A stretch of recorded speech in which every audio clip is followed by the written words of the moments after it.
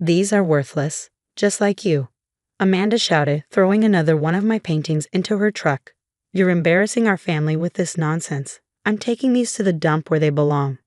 I stood frozen, my hands shaking as I watched my sister-in-law destroy 5 years of my work. My name is Olivia, and at 32, I never imagined my own family would steal my art in the name of helping me. "Please, those paintings mean everything to me," I begged, but Amanda just laughed. "Then maybe you should have spent more time being a good wife instead of wasting your life on this junk," she said, holding up my favorite painting of a night sky. I reached for it, but she pushed me back. Behind her, my mother-in-law, Margaret, stood with her arms crossed, watching. "Amanda's right, dear," she said with fake concern. "These silly paintings are distracting you from your real duties." I knew the truth. Last week, I was invited to an art show, my first chance to share my work. But Amanda, who always saw herself as the creative one in the family, couldn't stand the thought of me getting any attention. She grabbed another painting, a portrait of an elderly woman I had carefully painted. "This one deserves special treatment," she said, raising her knee to break the canvas. "Stop." I tried to stop her, but Margaret grabbed my arm. "Let her do this, Olivia. You're being dramatic." I watched helplessly as Amanda loaded the last of my paintings into her truck. All my hard work gone. The worst part, my husband, Michael, was at work, unaware of what was happening. Or maybe he did know. He had been distant lately, spending more time at the office. "There," Amanda said, brushing off her hands. "Now you can focus on being the wife Michael deserves." As they drove away, I sank to the garage floor, surrounded by empty easels and scattered brushes. The space that had been my safe place now felt hollow. But beneath my sadness, something stronger stirred: determination. What Amanda and Margaret didn't know was that I had taken photos of every piece I'd ever created. I had proof. Even more importantly, I had been sharing my work online for years under the name OV Knight, building a following they knew nothing about. I grabbed my phone and called my best friend, Lauren. "They did what?" she shouted. "They took everything," I said, my voice shaking. "That's theft, Liv." "I'll make some calls," she said. Later that evening, when Michael came home, I told him what had happened. He loosened his tie and sighed. "Maybe they're right," he said. "Your art, it's not exactly helping our future. Amanda just wants what's best for the family." I stared at him, the man who once loved watching me paint. Had he changed, or had I just been blind? "Our future?" I asked. "Or your future at your father's firm?" He didn't answer. He just walked upstairs. His phone buzzed on the counter. I glanced at the screen. "Can't wait to see you tomorrow, baby. Hope you told your wife about the late meeting." Jessica. Everything clicked. His late nights, his distance, his family's sudden push to fix me. They weren't just trying to stop me from the art show. They were making room for someone else in my place. I went to the office, opened my laptop, and logged into my OV Knight account. My latest post had thousands of likes, with people praising my art. I checked my email. An art dealer from New York wanted to feature me in an upcoming show. I smiled. Amanda thought she had destroyed my future. She had no idea who I really was or what I was capable of. I typed my reply, steady and sure. "Thank you for your interest. I'd love to discuss this further." This wasn't the end. It was just the beginning. 3 months passed in a blur of careful planning and quiet observation. I rented a small studio apartment using money I'd saved from selling my digital art online. Another talent my in-laws never knew about. Michael barely noticed my increasing absences, too preoccupied with his late meetings with Jessica. I was in my new studio working on a commission piece when Lauren called. "Liv, you need to get down to the museum right now." Her voice was tight with controlled anger. "Remember that special exhibition I told you about? The one showcasing emerging local talent?" "Yes. What about it?" "Your paintings are here. All of them, and guess who's claiming to be the artist?" My brush clattered to the floor. Amanda. She's calling herself AM Knight. Real creative, right? She's here right now, giving interviews about her artistic journey and her inspiration from nature and human struggles. I felt oddly calm as I grabbed my keys. "Send me pictures. I'm on my way." When I arrived at the museum, the exhibition hall was crowded with art enthusiasts and local media. Through the glass doors, I could see Amanda, dressed in an expensive bohemian outfit that screamed trying too hard to look artistic, gesturing dramatically in front of my night sky painting. "That piece represents the struggle between light and darkness," I heard her say to a group of reporters. "I spent countless nights perfecting the technique." Lauren met me at the side entrance, her face flushed with anger. She's been spinning this story for weeks. Claims she's been painting in secret for years, afraid to share her talent with the world. The gallery owner is eating it up. I pulled out my phone and opened my encrypted cloud storage. Good thing I keep receipts. Every painting had been documented from first sketch to final brushstroke. I had videos of myself working on them, dated photos, even early versions and studies. More importantly, I had my entire OV Night portfolio, works in the same distinctive style that predated anything Amanda was claiming as hers. "Mrs. Rhodes." A distinguished-looking man approached Lauren. "The Times reporter is asking about the authentication process for the A and Night collection." "Actually," I stepped forward, "I can help with that." The next few minutes were chaos. I introduced myself and calmly opened my phone gallery. As I swiped through the evidence, Amanda's face turned from confusion to horror. She tried to maintain her composure, but I could see panic setting in. "These are clearly forgeries," she sputtered.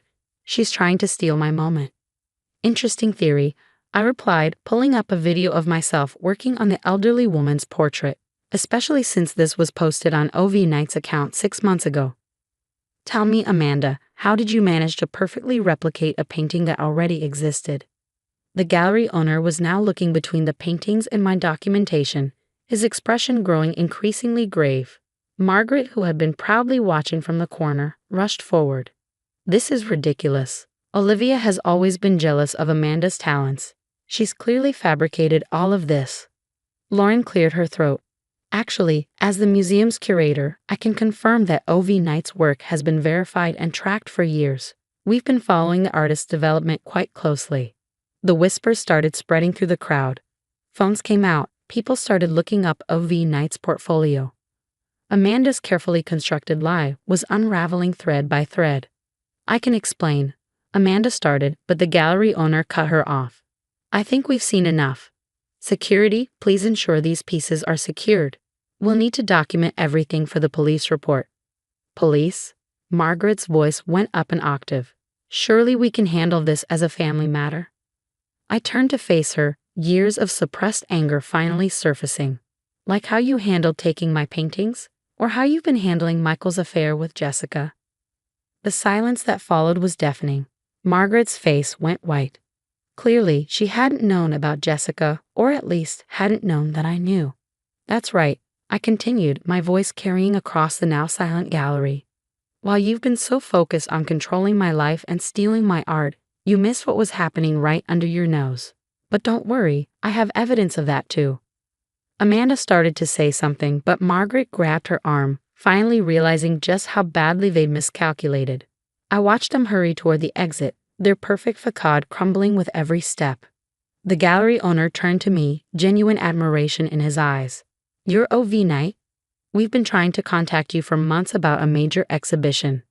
I smiled, thinking of the studio apartment where my newest works were taking shape.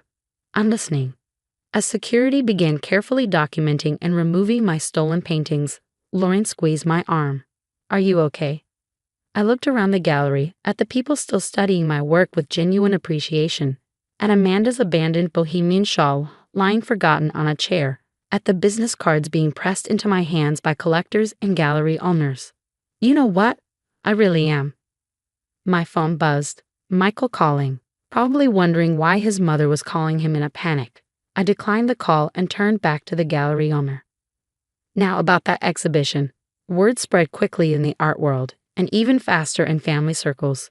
By morning, Amanda's attempt to steal my paintings was all over the local news. Headlines read, "Emerging artist exposed as fraud. Sister-in-law reveals truth." My online portfolio, OV Night, exploded with new followers, and galleries across the country were reaching out. Michael came home that evening, his face filled with anger and confusion. "What have you done?" he demanded. "Mom's a mess. Amanda's reputation is ruined." I kept packing my art supplies into boxes, each movement feeling like a step toward freedom. I told the truth, something your family has a problem with. "What's that supposed to mean?" I pulled out my phone and played a video, security footage of Amanda and Margaret loading my paintings into the truck. It means I'm done pretending. Done letting your family destroy what matters to me. And done ignoring your affair with Jessica. Michael's face turned pale. How did you? Does it matter? What matters is that I'm leaving. The divorce papers are on the kitchen counter. Your signature spot is marked. Divorce? You can't be serious. Where will you even go? I pointed to a stack of business cards. Turns out, when you stop hiding your talent, opportunities come to you. The National Gallery wants to feature my work, the real artist, not your sister's cheap copies. As if on cue, my phone rang. Lauren, updating me on the police investigation. Michael watched as I calmly discussed evidence and documentation. His expression changed. He was finally seeing me, not as a wife with a hobby, but as a real artist. I never knew, he said quietly. You never wanted to know. You were too busy making me fit into your family's mold. But guess what? The mold broke. The next few weeks were a whirlwind. While my lawyers handled the divorce and Amanda's legal troubles, I focused on preparing for my first major solo exhibition. The National Gallery didn't just want my art, they wanted my story. Margaret tried to stop it, of course. She showed up at my studio, teary-eyed. We only wanted what was best for the family, she pleaded. No, I corrected, you wanted what was best for your image. There's a difference. But we're family. Family doesn't steal from each other. Family doesn't cover up affairs. Family doesn't crush someone's dreams. She left without another word. Opening night of my exhibition was everything I had dreamed of. My paintings were displayed with my name proudly beside them. Critics praised my work. Collectors made offers that would have made Amanda jealous. Lauren found me standing in front of my night sky painting, the one Amanda had nearly destroyed. Look at you, she said with a grin. The toast of the art world. Not bad for a worthless hobby, I laughed. As I moved through the gallery, I overheard whispers about Amanda's upcoming trial and Michael's divorce. Word was Jessica had already moved on, leaving him alone to deal with his family's downfall. But those stories weren't mine anymore. My story was on these walls, in every brushstroke. It was in the new art I was creating, free from expectations, free from limits. The elderly woman I had painted came to the exhibition. She stood in front of her portrait, eyes glistening with tears.